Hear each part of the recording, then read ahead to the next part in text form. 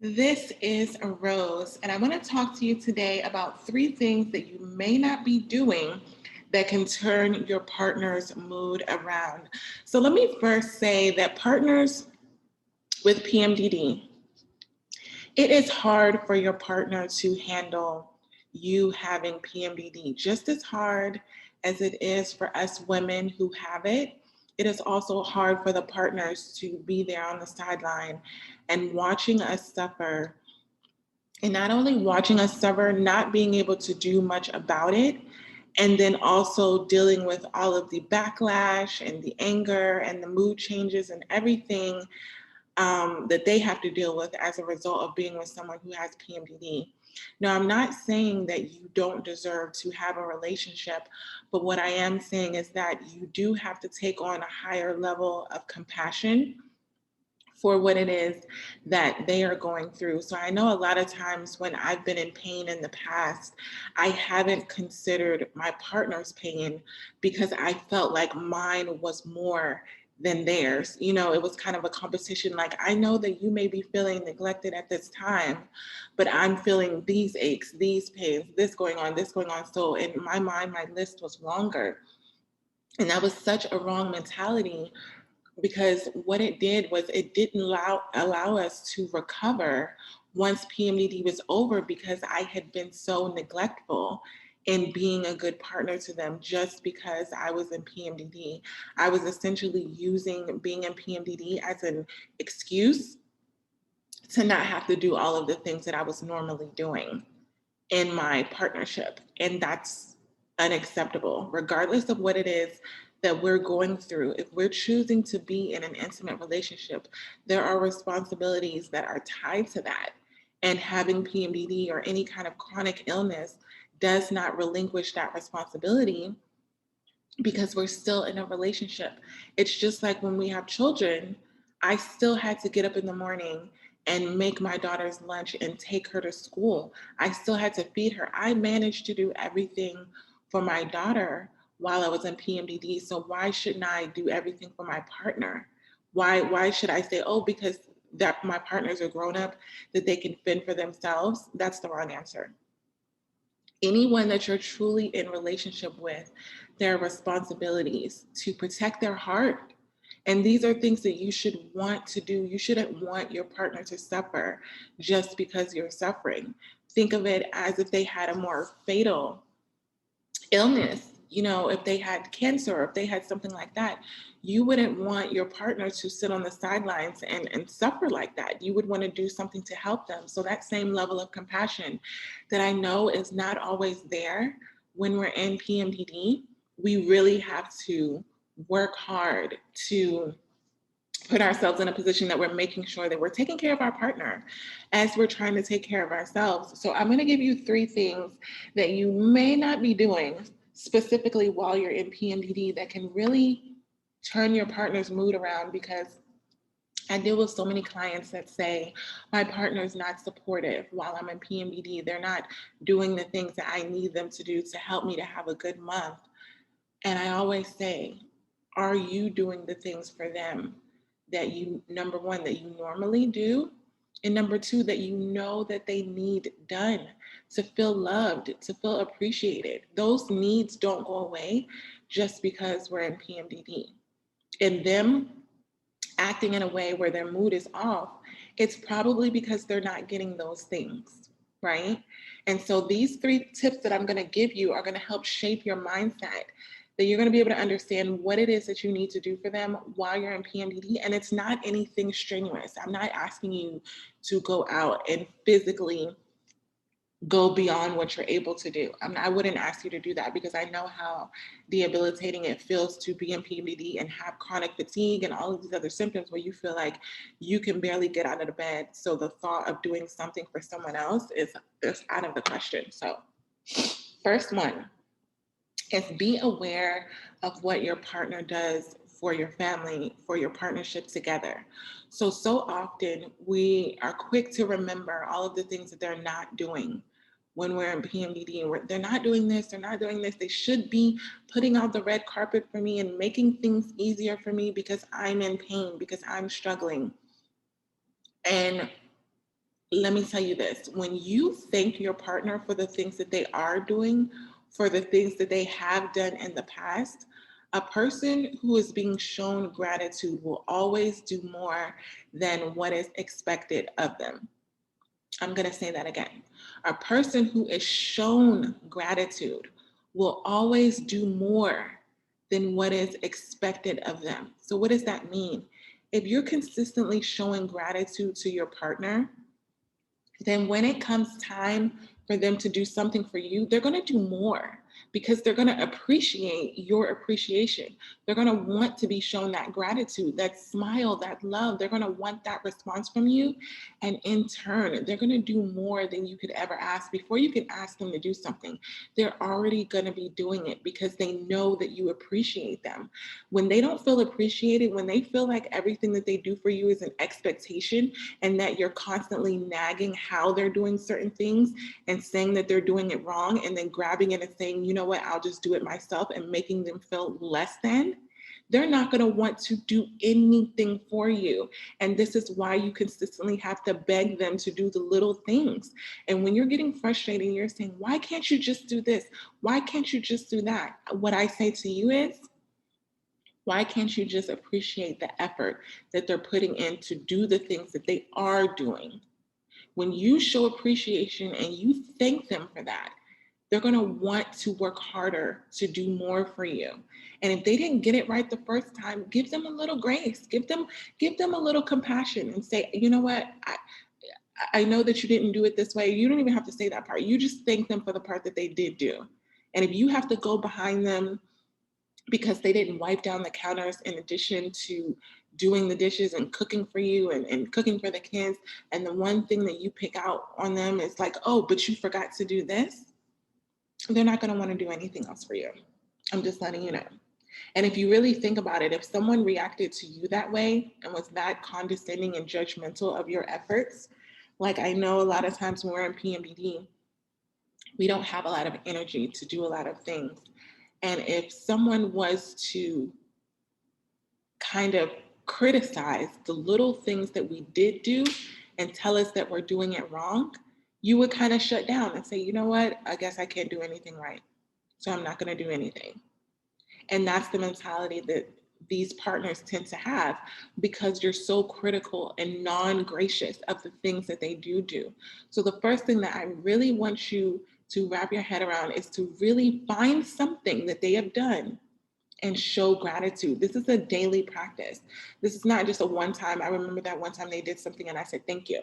No, this is something that you should be doing on a daily basis, finding something that they have done for you, for your family, and it may be something that they always do.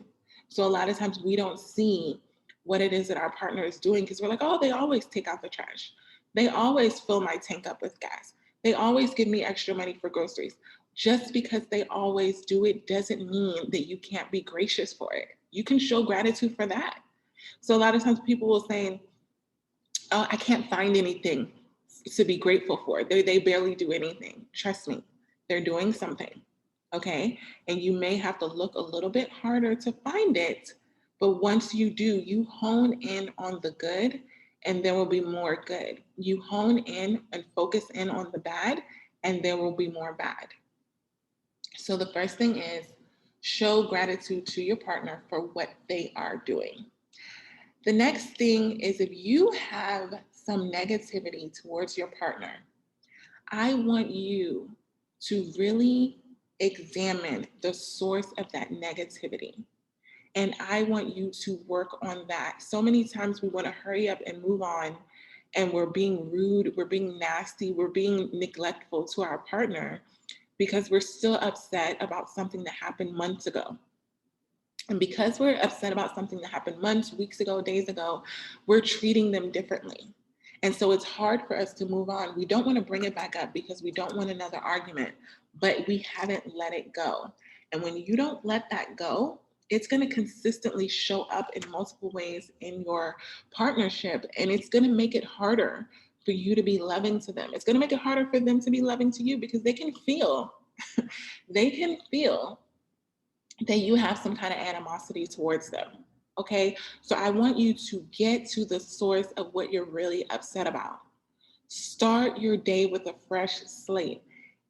When I counsel and coach with my clients, that is what we are doing. We are uncovering the source of what is really going on. So, and this can go on for months and years where you're consistently covering up things that it's like this cloud over top of your partnership and your relationship. And guess what? It doesn't go away until you really deal with it. It doesn't go away. It just shows up in different areas of your partnership. So if that's something that you really, really, really need to deal with, you know you have some things in your relationship that you all have not dealt with, I want you to apply to book a session with me so that we can get to the bottom of what is really going on so that you can move on, and that those loving feelings that it's so hard for you to have because you're always being critical and finding fault with the things that they're doing, that's because you have an underlying issue with them and it's not going to go away. So if you're really struggling with that and you're ready to get to a better point where you're genuinely enjoying your partner's company, you're genuinely moving on, then apply to book a session with me and we can scratch that, get to the bottom of it, and then move on.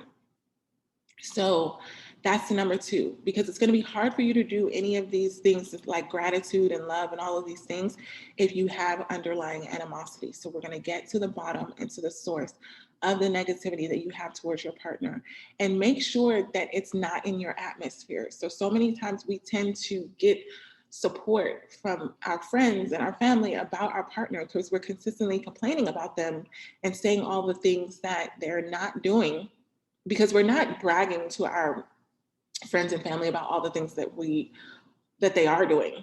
Most of the time when you're calling your friends and your family about your partner, it's because they haven't done something and you're wanting to vent and you're like, they didn't do this and they did this, and you want to validate that you should be offended by something that they did. So you're calling your friends and your family and saying, I'm upset about this, should I? And you're basically asking for permission to continue to be upset with them about something that they did.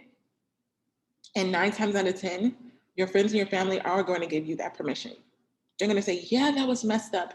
You should leave them. You're better off by yourself. You can do bad by yourself. I can't believe that they would dare do that to you while you're in PMDD, while you're struggling, while you're stressed out. You should probably just be alone. And if this is what you're consistently feeding in your mind about your partner, this is the feedback that you're getting, then when you go to interact with your partner, that's going to show. You're going to be looking at them sideways. You're going to be thinking about all of the words that your friends and family have said to you. I should leave that person. I would be better off without that person. But guess what? You are the person that is in love with your partner, not them. You know why you first fell in love with them. If the negative feelings that you have towards them are the totality of who they are, then you picked a bad person. And if you really think about it, there's a difference between picking a bad person, someone who is mentally and physically abusive, and there's no way out of that. That's just their character. That's who they are. But if you're judging them based off of their specific actions, their actions may be a reaction to something that they're not getting, to something that they need. It's like a baby. When they're crying and they're throwing a tantrum, they need something. So if your partner's acting out in a way that's annoying to you, that's bothering you, that's causing issues in your relationship, you feed the baby. You figure out what is wrong with your partner. What is it that they need? You don't throw the baby away because it's crying, because it needs something. It's the same thing with your partner. You have to have that same level of compassion. And that's how you have to, and I use the baby analogy because most of us are nurturing women. And so when you look at the baby, you're not mad at the baby because they're screaming. You may be a little bit annoyed, but you're compassionate. You're like, okay, let me see what they need and let me help them get it. But why don't you have that same level of compassion with your partner? Why don't you look at them and see them suffering and say, you know what, let me see what it is that they need and let me provide that for them. Because if you had that level of compassion, then every single time that you found your partner acting differently out of character, right? You would seek to help them, not to hurt them with your criticism and your judgment and your gossiping. Because all of those things are not going to help them change. It's going to further fuel that mood that they're in, and it's going to further cause a distance between you and your relationship. And you gossiping to your friends and family and getting that negativity in your mind, that's going to draw you further away from your partner. And I know that that's not your goal, because if you're still in the relationship, it's my understanding that you still want to be in the relationship, right? Because otherwise, if they would have done something that you felt was totally cross the line, you would have just left. But a lot of you are not leaving your partner because you know that they're good people. You know that deep down that you chose a good person because you can remember all of the wonderful things that they did, the wonderful person that they are, the wonderful character that they have. And that's what's keeping you there. And that same thing that's keeping you there needs to be what you remember, even if they're not acting like it in the moment. Give them some grace. If they're not acting the way that so many times clients say, oh, that's not the person that I fell in love with. Okay, let's examine why. Let's not judge them for not being how they were before. Let's figure out what changed. You're probably not treating them the way that you treated them in the beginning when they were that wonderful person, right? Like they're missing something. And as a partner, it is our responsibility to find out what they're missing and to help them. Help them. And if you've done your job and you genuinely helped them, then you can make peace with that and continue to move on and act lovingly, give them forgiveness for the little mistakes that they've made. And you can rest assured in that. But if you haven't done your part, then you're just as fault as they are. If you're looking at them and judging them and criticizing them and saying, oh, I can't believe they would allow me to be subjected to this while I'm in PMDD, well, then you're putting all of it on you. You're putting all of the focus and attention on you. And one thing I have to always tell my clients who have PMDD or any kind of chronic illness, it sucks that we have to deal with this. It is not fair and it sucks. I'm not going to sugarcoat that. But it is also not your partner's fault. They didn't give you PMDD. They are not the enemy. They are trying to help us. And when we look at every little thing that they do, the human mistakes that they make as an additional annoyance to our PMDD, then we're putting them as the enemy because now they're becoming a burden. And that's not what they're there for. They don't want to feel like a burden. They know what it feels like when you're reacting to them like you're just putting up with them, like you're just dealing with them. Would you want to feel like that in your relationship if you genuinely love your partner and wanted them to enjoy your company and just wanted to be loved on them, just wanted to be close to them and wanted to feel loved? And they rejected you by looking at you, by treating you like they were a burden, you would feel horrible.